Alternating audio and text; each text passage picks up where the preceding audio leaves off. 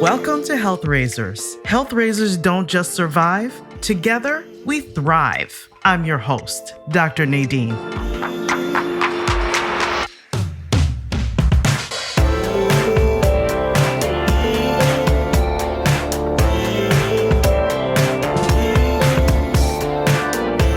It's very interesting, but when you follow your heart, it guides you, and more wonderful things come into your life that you just don't plan for.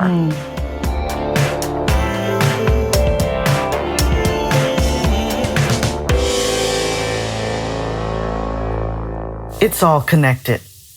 Body, mind, spirit, emotions, intellect, and relationships. So far, we have been talking to medical healthcare professionals about how to take care of themselves so that they can take care of the people they serve better. Compassionate caregivers deserve care too. Now it's time to move on to emotional health. And we're going to talk about showing love through the work that you do. Our guests will be singer and painter Martha Carey, Broadway singer and actress Anika Larson, coach, real estate broker and writer Michael Feely, and the amazing musical artist Charles Wilson, also known as Black Bach. Up first is Martha Carey, a remarkable artist I happened to meet in the little town of Sawyer, Michigan. I kept driving by her building, wondering what it was for the longest time. And finally, my curiosity got the best of me, and I decided to stop on a lovely summer day. It looked like a little garage. There were colorful, large, red, cutout, cardboard, doggy-shaped figures standing in the front of her place. I was with my daughter, and I decided to stop and go in. Not only was there art all over the walls, but a table in the center, showcasing pins and buttons and trinkets to take home. We wound up having the best conversation, and I couldn't be more excited to share Martha's journey with all of you. Please enjoy.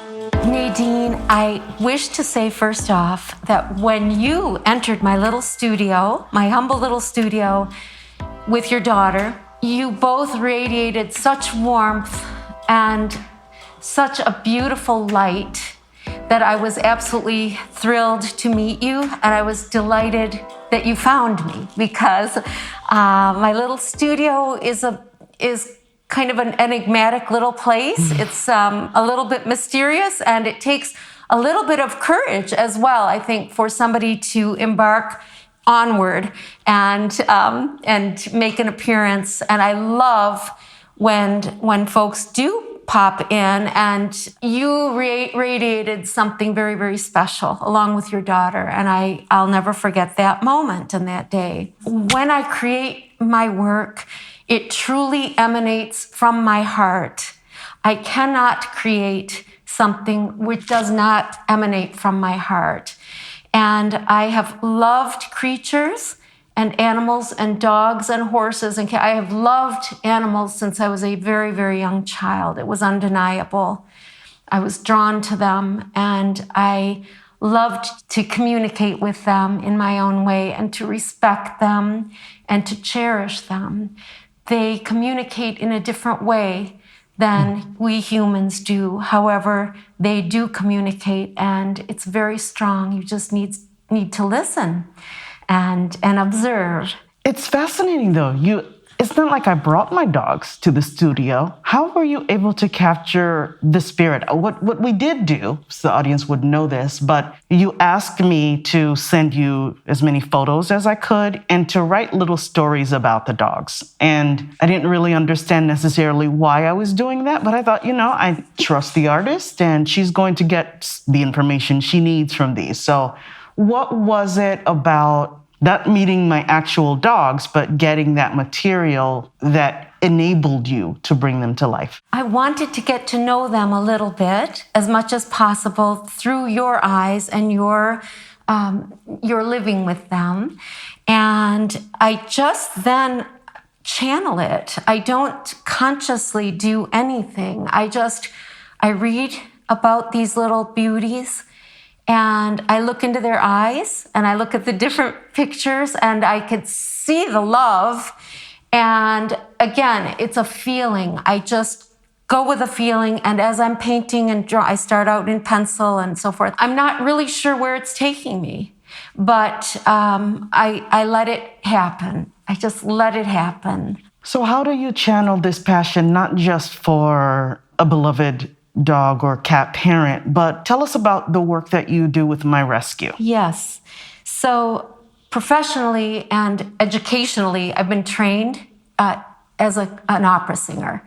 So I've had quite a wonderful career on stage, but I have always created visual art since a child. And I just did a lecture recently at a gallery, and not until I did that lecture did it occur to me. When I was a very young child, I might have been 4, I had asked my parents for a coloring book.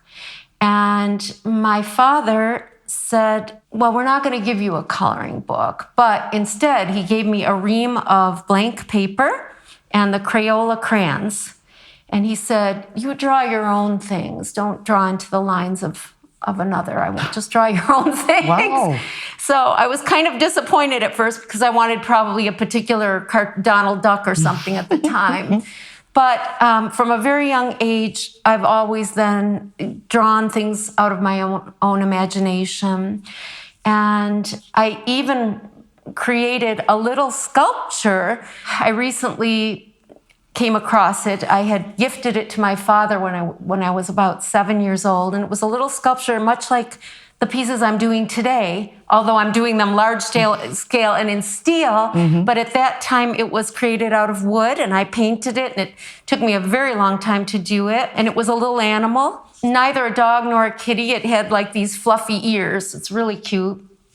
But at any rate, I've always created art, and even after my university training and all of that, I had collected a series of drawings I had done of a little pony named Paddle Pops and a little dog named Ruggles, and I wanted to somehow protect them. They were my designs, and I met with an attorney. I was like 20, and I asked him, how do I just protect these are my designs? And he said, Martha, the best way is to put them into some sort of a volume, like a bound volume, so that you don't have to do each one separately. Because I had quite a plethora of little creatures. And I decided to do a coloring book. And I gathered up all the courage in my heart, and I actually couldn't afford to publish a coloring book or to print it. It had many pages, like 40 pages. So I took my little drawings, and somehow I got an appointment with the owner of Meijer stores, which we all know now. Meijer is a supermarket and more. And the owner at that time was an elderly man named Frederick Meijer, and he actually saw me in his office. So as this 20-year-old, I came in with this little portfolio of all of my drawings, and I said, Mr. Meijer, if I'm to create a children's coloring book using my little drawings, would you be interested in purchasing any of them? And bless his heart, I hadn't even done it yet, but he did an advanced order of 10,000 before, just based on the drawing. So that allowed me to publish them. And that was kind of just a fun thing that I was doing. And it was just very gratifying to see people. And this is the funny thing too. I was doing this lecture at a gallery, and a woman came up to me afterward and she said, Martha, I had one of your coloring books. Oh, my goodness. Is that crazy? That's crazy. So it's very interesting, but when you follow your heart, it guides you, and more wonderful things come into your life that you just don't plan for. So it was almost like full circle. So you wanted that coloring book at a young age.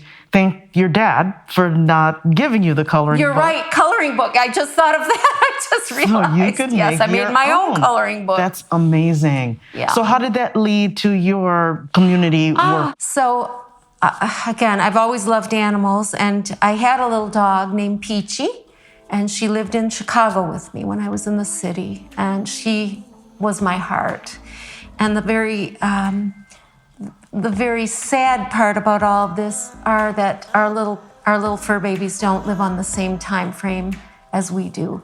So at the age of 16, I lost her. And it was such a painful experience for me that I didn't think I could ever have another little doggy in my life. Just the pain was immeasurable. And 9.5 years later, and I used to look on petfinder.com to get like my little dog fix. Every night I was like looking at dogs because I just love them. They're so sweet. I must have looked at thousands, more than thousands. One day, a little dog's face popped up there, and she was a little rescue doggy. And I noticed that she was somewhat local. She was in a shelter in St. Joseph, Michigan called Save a Stray. And I thought, oh my gosh, I just need to meet her. I filled out all the paperwork and everything like that. And a very lovely couple brought this little creature to meet me. She was a delight. She had just been spayed and she was about 5 months old. Oh, and they nice. rescued her, from a kill shelter. She and her brother were to have been euthanized, which is just something you can't even fathom. So I was extremely impressed with the volunteers at this shelter. I mean, I don't even think there was a physical shelter, but they were fostering these little dogs with 9 pugs, reportedly. Wow. So to make a long story short, I was honored and granted adoption of Poppy. She brought such joy and laughter and love into my life again, and never a replacement for a lost fur baby, but an addition to the family. At that time, I'm married to a sculptor, and he was moving into steel at the time, and he was making these abstract steel forms. And I said, Fritz, I want to make a steel dog. Will you show me how? I've made them in wood before, but I want to make a steel one. And he said, well, do you have the drawing? Because you have to start with a drawing. And we were having coffee that morning. And I said, hold on one second. And I literally took my little paper napkin. I went upstairs with a Sharpie, black Sharpie, and I did a little sketch within 90 seconds. And I was back down and I presented it to Fritz on the table. And he picked up the napkin and he said, this is it? And I said, yes, I really like that one. And he said, you're not going to develop it and perfect it? And I said, no, this is really sweet. I like this.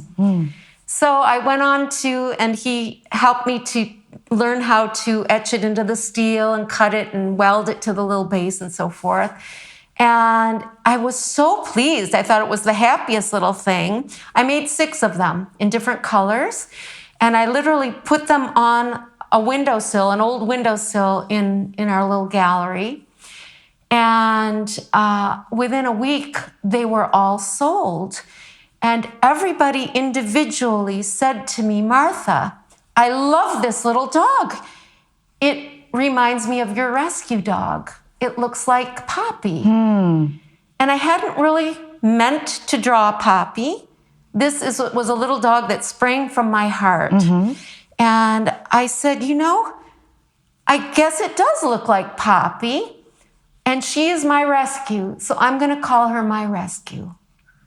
And literally, that is how it started. That year, a little bit, maybe a month later, I again gathered up all the courage in my heart. And I decided I was going to apply to ArtPrize in Grand Rapids, and I was going to see if a venue would take these dogs if I were to enlarge them 5 feet in height. And I wanted to do like red, orange, yellow, green, blue. I wanted to do a beautiful kind of a beautiful series all together. And I even innovated a way that the little notch in the tail would fit like a puzzle piece into the chest of the next dog. So they actually fit like a puzzle. Oh my goodness. Yeah, and it was just so exciting to me. And I added a little heart and I called it my rescue, and I applied and I received so many venues who wanted this. I was in shock and I was just so pleased, and I decided to exhibit with the Gerald R. Ford Museum because they had this beautiful venue against a fountain, and I thought it would be stunning.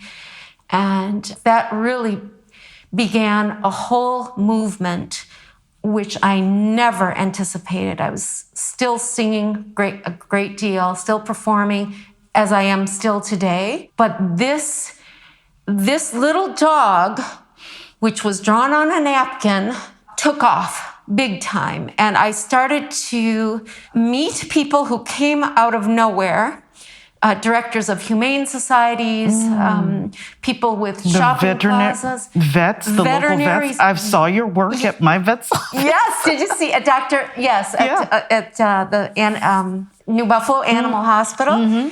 And animal shelters in Indiana and elsewhere. My works are everywhere now, and I could tell you about some of my very wonderful public pieces because it just thrills me. I just did a big installation in Jackson, Michigan, of one of my big pieces, and the response is wonderful. I'm hearing from people. Poppy has a Facebook, and I'm hearing from people who they before I even announced it were private messaging. Oh my gosh, I recognized your work, and we're so excited to have it in our community. It's just been the most rewarding and the most exciting and exhilarating venture for me, and I have been blessed to be able to help animals and animal shelters with my work. Okay.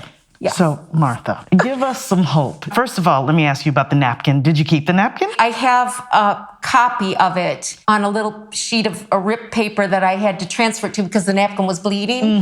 So, yes, I have that, and it's hanging in my little home studio. Wonderful. I have it. What does it mean to you? Because when I say give us hope, you are doing something that's organic. It's not necessarily planned. And the reason why I say that is because, yes, you're educated, you did go to university and all that.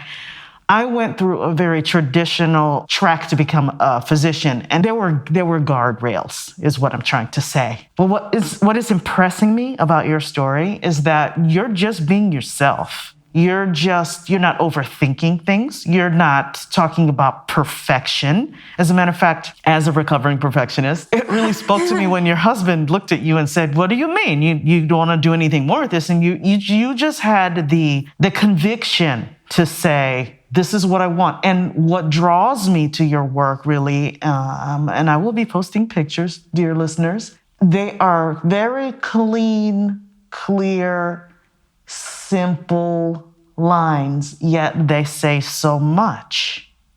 How did you know to stop there? Well, so the question is two parts. Living in your truth and your simplicity and not planning your life in a very rigid way. What would you say to a person who's too afraid to take those steps that you've taken? And how do you stand in your truth and continue to express yourself and say that this is enough? First of all, it takes a great deal of courage, and I will say that sometimes to put your work out before a jury or a public.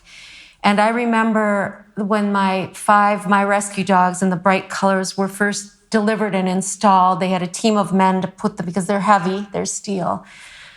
I was elated. I was so excited. I loved them, but I thought, okay, they're out there now.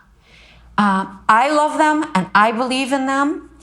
I really wasn't sure how the public would react. And I've been continued to be tickled at how much they're loved.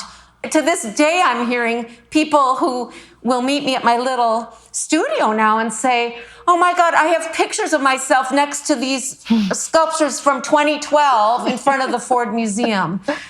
And they are very recognizable for some reason. My work, I'm not trained at all in art or anything like that, but if I like it, then I'm happy with it. You know, I feel that takes so much courage, because have you ever grappled with imposter syndrome?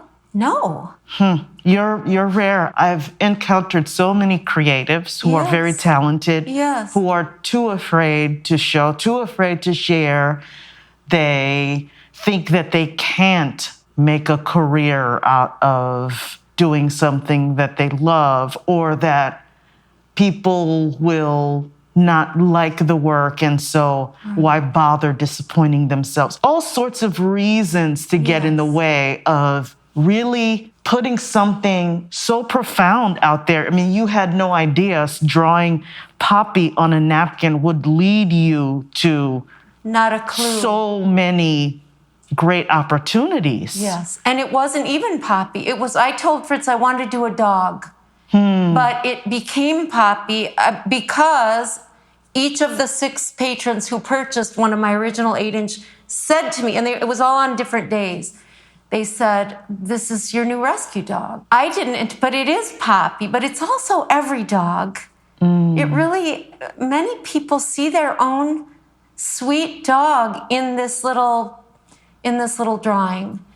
And I think the honesty about it is what speaks to people. It's honest. There's nothing pretentious about it. And it comes from my sincere love. If you really are true to what you're doing, nobody can stand in your way. And I also think that you talked about courage, so I'm learning through our discussion more about my evolution in this. I think that since I was a 5-year-old child and I stood on stage because I was the soloist for the Mother's Day concert in my elementary school, it does take courage to get out and express yourself vocally or on stage. I'm used to being petrified of that right before you go on stage. And it's because you want to be the very, very best that you can be. And I've encountered the top professionals I sang with at Lyric, like Marilyn Horne or Pavarotti. They also had gone through this. So it doesn't go away. And it doesn't make you any less of a professional, that some of the very top people still experience this right before they go. Once you get out there, it's great, but it does take courage. Get out there. And I think it was funny. I felt before I applied with my work for that first exhibition, I felt that was almost harder than getting up on stage and singing an entire Don Giovanni or something. It was really crazy. And now my works are in the Norton Museum in Palm Beach. They're in the museum store. They've been exhibited in the Muskegon Museum of Art. I mean, my works, the Shart Museum, my works are actually being juried into bona fide museum shows. And I'm just delighted because behind the beauty and the simplicity of my work, there's a message. And my message really is to be respectful and kind to our little creatures, to provide a safe and loving home, and to really consider adoption. Whether a dog is adopted from a shelter or, somebody procures a dog and adds this dog to their family by other means, my bottom line is a safe and loving home. I have learned from my experiences. Absolutely. That's so beautifully said.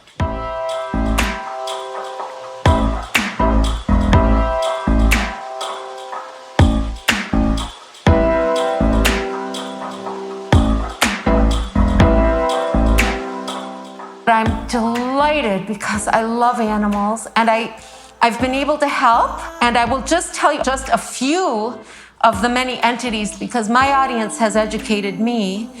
about certain shelters that I was unaware of or certain organizations. Beautiful. One is devoted to senior dogs. And I love that because many times a senior dog, perhaps, and I don't like to use the word owner, perhaps their parent, their paw parent passed away, or they came down with some health issues that the parent can't quite do something we wouldn't financially. necessarily think of. Yes. Yeah. And these little creatures end up in a shelter. And there are senior sanctuaries. So I just want to put that out there. People need to be aware of that. There's another that has come into the news just recently again, called the Beagle Freedom Project out of California. Occasionally we'll do a work of art and I will auction it. And the winner of that work of art, I will reach out to and I will ask, where would you like the money to go? You get a nice original work of art. I'm going to donate the monies in full to whatever entity you choose. And the Beagle Freedom Project was something I'd never heard of. Animals are tested upon, and we know that. They apparently beagles are chosen because they're very forgiving animals and they're caged well and so forth. And recently, this made the news because beagles were being used in an inhumane fashion. And I say this with such trepidation. I hate to talk about that, but their vocal cords were actually cut so that when they were in agony, the lab people couldn't hear it. So that's the other thing. I always choose a positive way to show my work. There are a lot of sad stories, unfortunately, in humanity to our little creatures. But I always, even in the most dire condition, will use a happy way of conveying this. Of conveying something to just educate. Those were just a couple of examples. There's another I want to talk about really quickly. It's in Florida, and it's called Satchel's Last Resort. And this woman is so dedicated. I have been donating to her as well. She takes dogs, primarily dogs, she might have other animals as well, who perhaps have a history of mental issues or biting or something like that. And they're really not adoptable through other means. And she has created acreage in a sanctuary. And these animals can come to her and live their lives there. And she takes them individually for car rides and so forth. And when I went with Poppy, it did provide a little bit of a dilemma because she couldn't really find an animal who would pose for a picture with Poppy without putting Poppy in a little bit of danger. Sure. So we did find one who had just come out of surgery with a cone, and because we do like to educate and post about these other organizations around the country. I don't donate to international right now. I really kind of want to know within our country, kind of where the funds are going. Or another way in which I help, and I'm so delighted when people reach out to me, an organization called Second Chance Cocker Rescue came up to me. Now, this is breed specific. So when people say, oh, Martha, well, I would adopt, but I want a specific breed, you actually can find that if you do a little, if you're patient and you do a little homework. But this is located in Santa Barbara, California, and I actually created, and I love it so much. It's a little cocker, and it's got a heart. And we did tote bags and T-shirts and everything in different colors, and all the proceeds went to help that organization. So I'm not always giving money, but I will use my artistry to help a particular rescue in a particular method. And Colorado Pug Rescue. I could go on. So I'm really proud of that as well. It's not always money I'm giving. Sometimes I give my artistry, if that makes any sense. That makes absolute sense. And wow, is your work fascinating. It's inspiring. I hope so many people can draw as much inspiration and joy and hope. And although maybe they can't really feel what we're feeling right now and having this conversation and being in the same room, you're just remarkable. And I'm so happy that my daughter and I stopped and walked in and had this amazing conversation with you. I look forward to so many more. Any way I can help in the show notes, I will definitely post about your work and any charities that people feel drawn to learn more about, please do so. As we're winding down, I have a couple more questions for you. Sure. I'm wondering if you have anything you're curious about to ask me. Yes, I do. On a daily basis, in the most simple form, I just wanted to know what makes you smile. That's my question for you. A couple of things. As I'm growing older, I just turned 50 over the summer. I am so much more appreciative of the things that count and more willing to let go of the things that don't count. And I'm getting more comfortable with simplicity. So the little details on the daily basis, such as my daughters sending me, they're adults and they don't live with us. They're in school.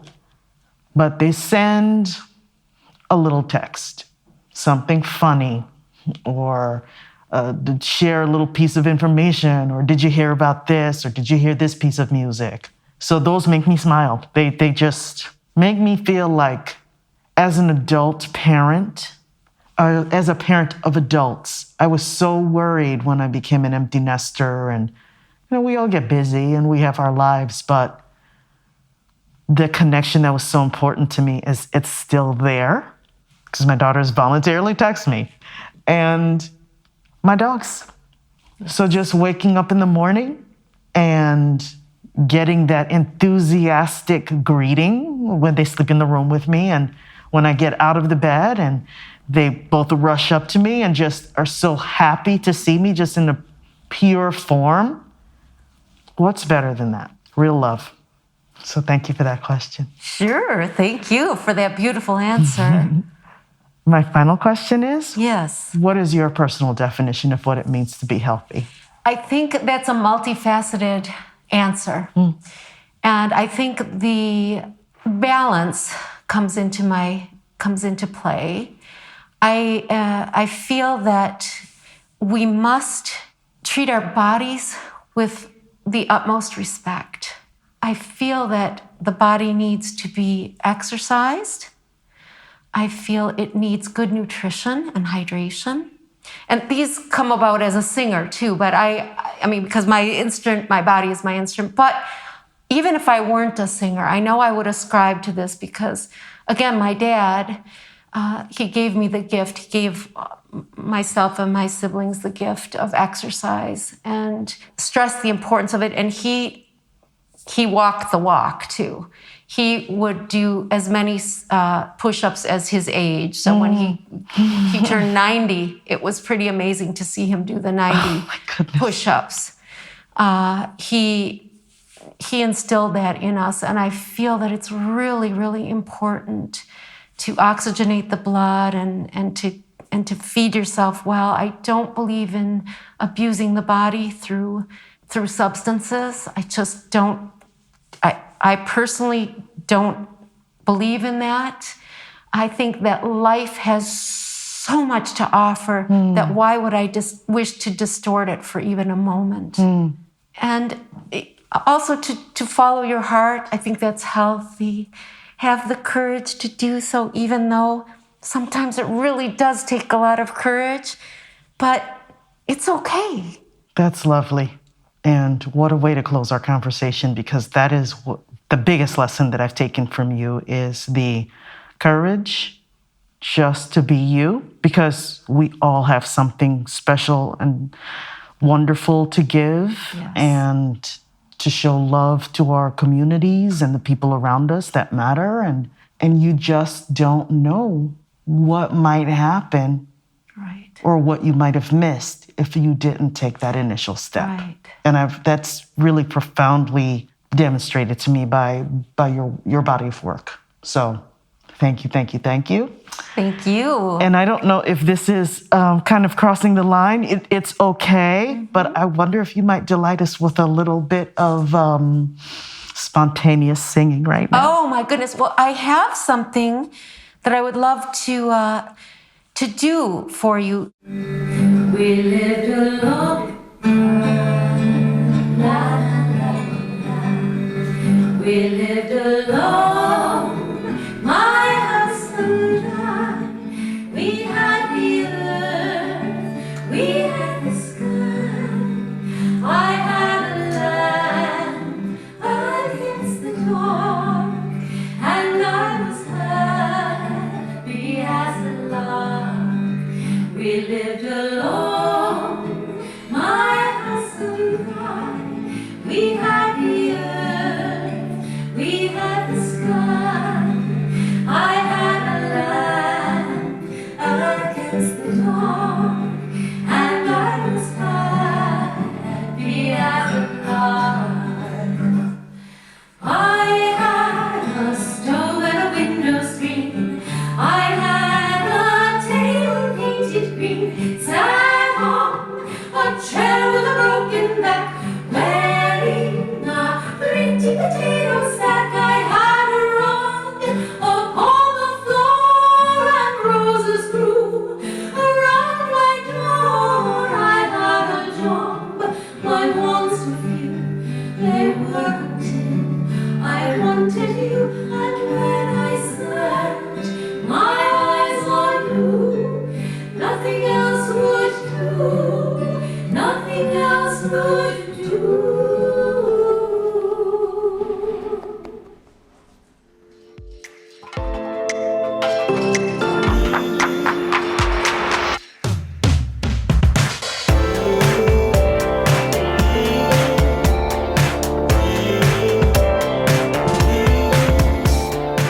If you're feeling unbalanced and you want more, you want a more integrated, balanced, healthier outlook, showing up with your whole self to your whole life, let's connect. Find me at npkhelpintegration.com.